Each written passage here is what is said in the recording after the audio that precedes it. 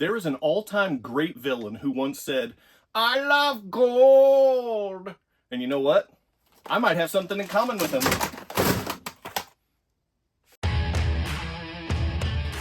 Welcome to CK4RC. Welcome back to the channel. I'm Chaz, this is CK4RC, and this is just a bunch of gold stuff. And I went with the gold Only RC's rebrand shirt because it's fantastic. Use my links down below. Discount codes, affiliate links, save money, get good stuff, support the channel, all the good things. You guys know how it works. Now, not too long ago, Injora put out a special gold-colored IR60 body. And when I saw it, I was like, that thing is ugly. I have got to have it. Let me rephrase. It's not ugly. That thing is gaudy. I got to have it. And so I got it.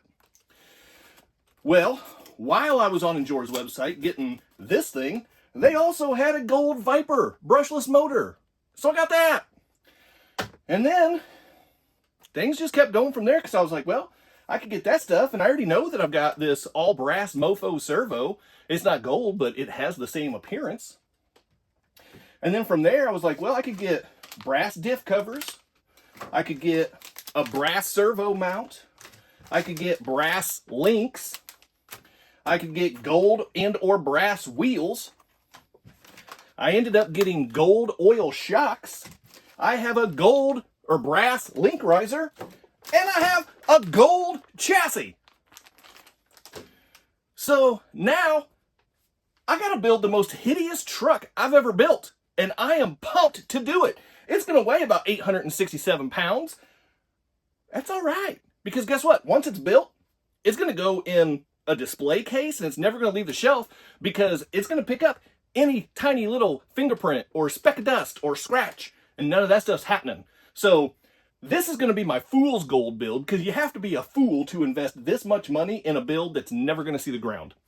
So fool's gold seems appropriate. That is what I'm calling this. And everything on here is going to be gold except for the axle housings, but I am going to have brass steering knuckles, the transmission, the receiver, the ESC, and the tires. Those are the only things that aren't going to be gold and or raw brass. Oh, hang on, 6, because the drive shafts, they have some exposed brass, but they're also partially mostly black. So 6 things on the truck. That is it. Everything else is going to be gold and or raw brass. I love gold. This thing is going to be something. So get your sunglasses. I'm going to start slapping stuff together. We're going to weigh this thing. I'll probably just test it on some crawler tracks obstacles. Crawler tracks, check them out. It's not going outside, I can tell you that. So sit back, buckle up, get your sunglasses. Let's get busy with this build. Now it's been a few weeks and I've made some good progress. Check that. I've made some progress. I'm not going to call it good progress because I'm still waiting on my freaking drive shafts to be delivered. Thank you very much, Amazon. They've just not shipped for whatever reason, so that's super cool. But anyway, the Fool's Gold build is coming along. Look at this thing. I mean, this is just filthy. Look how, oh man, there is so much gold on here. Slash brass. And it is so clean. I'm trying not to touch anything that's shiny. Oh, look at that. That's so good. And then, of course, we have the actual inspiration that started this whole build, the limited edition IR60 body from Injora. Had some issues with both of these things. I will cover those real quick. And then we're going to have to wrap up this video because I just can't finish this yet. So, on to, first of all, the chassis. Well, check out, man, just look at all the brass on this thing. Golly, this thing is going to weigh about 687 pounds. But, you know, I can't help myself. I love gold. So, anyway, now, one thing I did run into whenever I was trying to get these Injora brass high clearance links attached to the chassis, the hardware that it came with would not go through the pivot balls for these clearance links, these suspension links. So I had to take the pivot balls out. And this is really less than ideal because look how much play is in this axle. and the rear one is pretty bad as well. So that is really not good. If I was actually building this to drive it, this would be unacceptable. But because I'm driving it as a display piece, as something that's just crazy, and I'm building it because I can, I'm not that worried about it. So that is the one issue that I've run into so far with the build from the chassis standpoint. Everything else is looking good. I just need the drive shaft to show up, and then I will be able to hook up the ESC, the receiver, and I mean, that's it. That's the only thing that's left. And then, as far as the IR60 body goes, this thing went together really easy, really simple, much like Injora products do.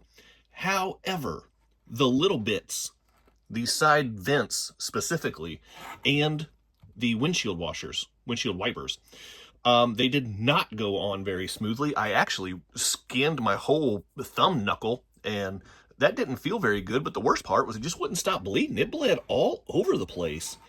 It was like I was in a horror movie from the 80s. But anyway, this body still, I mean, yes, it's an IR60, we're all familiar with it, but this body just, oh, that gold plating they put on there is so reflective and so shiny and well done. They really did awesome. So I'm trying not to touch it so I don't get fingerprints all over. But yeah, I mean, there it is. So that will sit, oh man, this is the first time I'm actually putting this on here. So I will have to figure out the mounting method. Oh my gosh, are you guys seeing this on camera? I mean, you are because the camera's right there. But look at that. Oh my gosh, that is so cool. Oh, that looks so good. I love this thing so much more than I thought I would. I knew that I was going to like it, but I also knew that it was going to be really ugly. It's not ugly. It is gaudy. That's the word I've been using. It's gaudy. It sure is. I mean, look at that. But man, this is something else. This is better than what I had envisioned. I've got to say that. And I can't wait to get this thing buttoned up. Well, that's going to wrap up the video for the first part of this build, and special thanks to my channel members for helping me select these wheels. I had 3 different sets of wheels that I was trying to choose from, and I wasn't sure which ones to go with, so I did a poll for my members, and they told me to go with these, and they made a fantastic choice. I wasn't convinced, but now seeing the body on here and everything else, perfect choice. So thank you to my members. If you want to be involved and help me make those types of decisions, become a channel member. Yes, it supports the channel and it means the world to me. And you get exclusive content. You get to participate in what I have going on the channel. And you get to help me make decisions. So there's that. Now, as far as this build goes, I'm waiting on the drive shafts. I've got to get the electronics buttoned up, and then I have to mount the body. So I should hopefully get all of that done ideally in the next few days and be able to come back for part 2, wrapping up the build, showing off the final product, and doing a little bit of a test run. So that's going to wrap it up for today. Go ahead, if you made it this far, drop down in the comments. You already know the line. I love gold. I love gold. Hit the quadfecta for me before you go. Like, subscribe, comment, and share. Keep doing RC stuff, and I'll see you next time.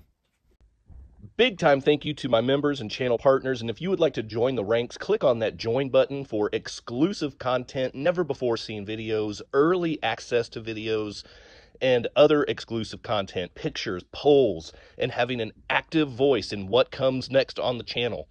So appreciate the support, click on that join button, and thank you so much to the channel members.